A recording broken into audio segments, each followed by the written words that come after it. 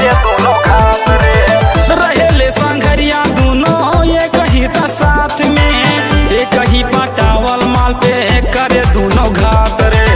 लाल लाल होठ दोनों जुनिया ऊंचू सता, लाल लाल होठ दोनों जुनिया ऊंचू सता। बेटा के पटावल माल, बेटा के पटावल माल बाप मजा लुटाता, बेटा के पटावल माल बाप मजा लुटाता।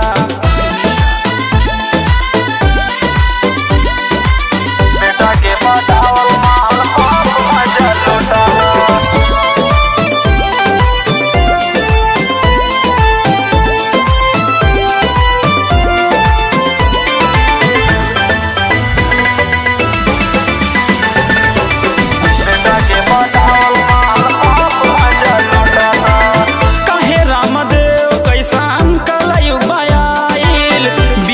पटेल रहे बात समझाए, बीएस पटेल रहे बात समझाए।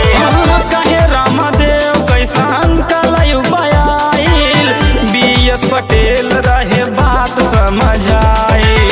बाप हा की पाप इता देखी दांत पिसता, बाप हा की पाप इता देखी दांत पिसता।